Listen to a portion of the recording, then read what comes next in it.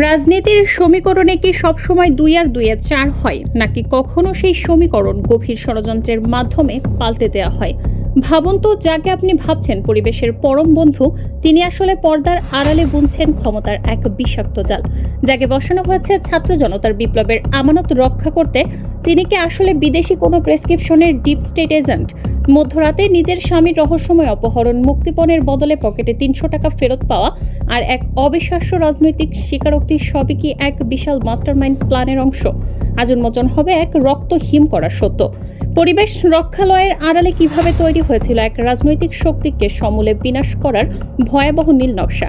আপনি কি প্রস্তুত এক গভীর ষড়যন্ত্রের মুখোমুখি হতে? বাংলাদেশের সুশীল সমাজের ড্রয়িং রুমে সৈয়দা রিজওয়ানা হাসান এক অতি পরিচিত নাম। বাংলাদেশ পরিবেশ আইনবিদ সমিতি বা বেলায়ের প্রধান নির্বাহী হিসেবে তাকে সবাই জানত, জল, মাটি আর মানুষের অকৃত্রিম আইনজীবী হিসেবে। কিন্তু এই পরিচিতির আড়ালে লুকিয়ে আছে এমন কিছু অধ্যায় যা শুনলে যে কারো শরীর শিহরে উঠবে। অন্তর্বর্তী সরকারের উপদেষ্টা হওয়ার অনেক আগে থেকেই তাকে ঘিরে জমে উঠেছিল রহস্যের ঘন কুয়াশা। একজন পরিবেশবাদী নেত্রী যখন সরকারের একাধিক গুরুত্বপূর্ণ মন্ত্রণালয়ের দায়িত্ব পান, তখন সাধারণ মানুষের মনে প্রশ্ন জাগা স্বাভাবিক। যোগ্যতা নাকি কোনো বিশেষ মহলের আনুকূল্য? তার এই উত্থানের পেছনে কি কোনো সুদূর প্রসারী রাজনৈতিক এজেন্ডা কাজ করছিল? তথাকথিত নিরপেক্ষতার আড়ালে তিনি আসলে কার হয়ে কাজ করছিলেন তা নিয়ে এখন জনমনে প্রবল সন্দেহ দেখা দিয়েছে। বিশেষ করে তার অতীত কর্মকাণ্ড এবং বর্তমানের কিছু হঠকারী সিদ্ধান্ত এই রহস্যকে আরও ঘনীভূত করেছে। রিজওয়ানা হাসানের জীবনের সবচেয়ে বিতর্কিত রহস্যময় ঘটনাটি ঘটেছিল ২০১৪ সালের ১৬ এপ্রিল। দিন দুপুরে জনসম্মুখে থেকে তার স্বামী আবু বকর সিদ্দিককে তুলে নিয়ে যাওয়া হয়। সে সময় দেশজুড়ে তোলপাড় শুরু হয়, একজন প্রভাবশালী আইনজীবীর স্বামীকে কেন তুলে নেওয়া হলো, কারা ছিল এর পেছনে। কিন্তু গল্পের টুইস্ট আসে ৩৫ ঘন্টা পর। অপহরণকারীরা তাকে ছেড়ে দেওয়ার সময় তার পকেটে উল্টো ৩০০ টাকা দিয়ে দেয়, যাতে তিনি সিএনজি ভাড়া করে বাসায় ফিরতে পারেন। কোনো মুক্তিপণ নেওয়া হয়নি, কোনো নির্যাতন করা হয়নি। এটি কি কোনো স্রেফ অপহরণ ছিল, নাকি জনমনে সিম্প্যাথি আদায়ের এক সূক্ষ্ম নীল নকশা? রিজওয়ানা হাসান তখন টেলিভিশন ক্যামেরার সামনে প্রচণ্ড আবেগঘন পারফরমেন্স করেছিলেন। কিন্তু লক্ষ্য করার বিষয় হলো, স্বামীকে ফেরত পাওয়ার পর অপরাধীদের ধরার ব্যাপারে তার কণ্ঠে ছিল এক বিচিত্র শীতলতা। তিনি বলেছিলেন, সবচেয়ে বড় চাওয়া হচ্ছে তাকে ফেরত পাওয়া। কে এই অপরাধ করেছে সেটা আমরা পরবর্তীতে দেখব। অথচ সেই পরবর্তীতে আর কোনোদিন আসেনি। এই অদ্ভুত অপহরণ নাটকটি কি কোনো বড় সত্য ঢাকা দেওয়ার ঢাল ছিল? গত বছর তরুণ নেতা রাশেদ খানের এক ফেসবুক পোস্ট এই আগুনের শিখাকে আরও উস্কে দেয়। সেখানে দাবি করা হয়েছিল, রিজওয়ানার স্বামী আসলে আওয়ামী লীগের প্রভাবশালী ও বিতর্কিত নেতা নসরুল হামিদ, বিপুল লুটেরা সম্পদের পাহারাদার। এই যোগসূত্র কি প্রমাণ করে না যে বিপ্লবের দাবিদার এই নারী আসলে দীর্ঘকাল ধরে ফ্যাসিবাদের সাথে সখ্যতা বজায় রেখে চলেছেন? উপদেষ্টা হিসেবে শপথ নেওয়ার পর রিজওয়ানা হাসান যে কয়েকটি পদক্ষেপ নিয়েছেন, তার প্রতিটি ছিল চরম বিতর্কে ঘেরা। এর মধ্যে সবচেয়ে আলোচিত ছিল পলিথিন নিষিদ্ধের ঘোষণা। পরিবেশ রক্ষার নামে এটি একটি মহৎ উদ্যোগ মনে হলেও এর পেছনের প্রস্তুতি ছিল শূন্য।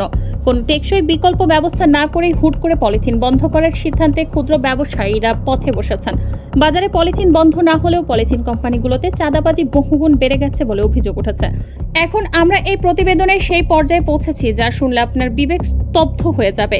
রিজওয়ানা হাসানের ভয়াবহ গোপন কিছু কুকর্ম, যার উপর ভর করে তিনি ক্ষমতায় থাকতে চেয়েছিলেন। অনুসন্ধান বলছে, ডক্টর ইউনূস শুরু থেকেই চেয়েছিলেন দ্রুত ক্ষমতা হস্তান্তর করতে।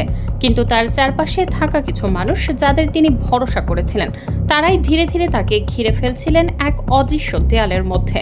তারা সরাসরি কিছু বলছিলেন না, কিন্তু তাদের প্রতিটি পদক্ষেপ, প্রতিটি সিদ্ধান্ত যেন তাকে ঠেলে দিচ্ছিল এক ভিন্ন পথে, এক এমন পথে যেখানে নির্বাচন কেবল একটি বিলম্বিত প্রতিশ্রুতি হয়ে থাকবে। এই তিনজন উপদেষ্টার নামগুলো বারবার উঠে আসছে গোয়েন্দা প্রতিবেদনে। তারা এমনভাবে পরিস্থিতি নিয়ন্ত্রণ করছিলেন যে অনেক সময় প্রধান উপদেষ্টা নিজ কার্যালয়েই নিজেকে একা এবং অসহায় মনে করতেন। তার চারপাশে ছিল মানুষ, কিন্তু সেই মানুষগুলোই যেন তাকে ধীরে ধীরে বিচ্ছিন্ন করে দিচ্ছিল। আন্তর্জাতিক চাপ যখন বাড়তে শুরু করলো আর লন্ডনে একের পর এক গোপন বৈঠক হতে লাগলো, তখন ধীরে ধীরে চিত্রটা পরিষ্কার হতে শুরু করে। ইউনূস বুঝতে পারলেন, যাদের তিনি নিজের সবচেয়ে কাছের মনে করেছিলেন, তারাই আসলে তার পায়ের নিচের মাটি সরিয়ে দিচ্ছে। এই খবর যখন বঙ্গভবনের ভেতরে পৌঁছায়, তখন শুধু রাজনৈতিক মহল নয়, প্রশাসনের ভেতরেও শুরু হয় এক অদ্ভুত আতঙ্ক। উচ্চপদস্থ কর্মকর্তারা বুঝতে পারেন ঘটনাটা সাধারণ কোনো দ্বন্দ্ব নয়, এটি একটি সুপরিকল্পিত ক্ষমতার খেলা। আর এই পুরো রহস্যের সবচেয়ে চমকপ্রদ অংশটি লুকিয়ে ছিল এক সফরের ভেতরে। সৈয়দা রিজওয়ানা হাসান একজন প্রভাবশালী উপদেষ্টা। গত বছরের নভেম্বরে তিনি সরকারি সফরে পাকিস্তানে যান। সবকিছুই স্বাভাবিক ছিল অন্তত বাইরে থেকে তাই মনে হচ্ছিল, কিন্তু হঠাৎ করেই ঘটে যায় এমন কিছু যা পুরো তদন্তকে এক নতুন মোড় দেয়। সেই সফরের মাঝেই তিনি একদিনের জন্য সম্পূর্ণ অদৃশ্য হয়ে যান। না কোনো নিরাপত্তা বলয়, না কোনো অফিসিয়াল রেকর্ড। তিনি যেন হাওয়ায় মিলিয়ে গিয়েছিলেন। বাংলাদেশ মিশনও জানত না তিনি কোথায়। কেন একজন গুরুত্বপূর্ণ উপদেষ্টা বিদেশের মাটিতে এমনভাবে আত্মগোপন করবেন?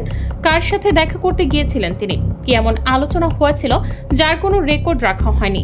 এই প্রশ্নগুলোর উত্তরই যেন ধীরে ধীরে খুলে দিচ্ছে এক গভীর ভূরাজনৈতিক খেলার দরজা। আর এখান থেকেই শুরু এক ভয়ঙ্কর অধ্যায়ের, যার প্রতিটি স্তর আপনাকে আরো বিস্মিত করবে। রহস্যময় সেই নিখোঁজ ঘটনার পর থেকে যেন সবকিছু দ্রুত বদলে যেতে শুরু করে।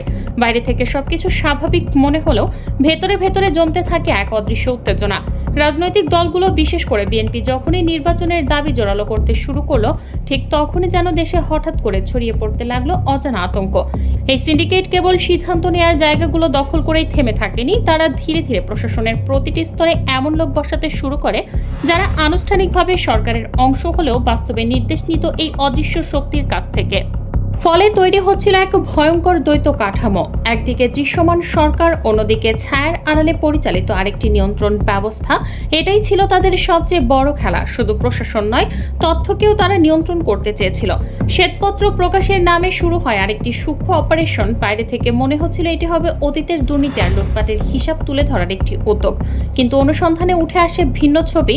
সেই শ্বেতপত্রের ভেতরে ঢুকিয়ে দেওয়া হচ্ছিল এমন সব তথ্য যা পুরো বাস্তবতাকেই বদলে দিতে পারে। কিছু ডেটা ইচ্ছাকৃতভাবে বিকৃত করা হয়েছিল, কিছু উপাত্ত এমনভাবে সাজানো হয়েছিল যাতে একটি নির্দিষ্ট বার্তা প্রতিষ্ঠা পায়।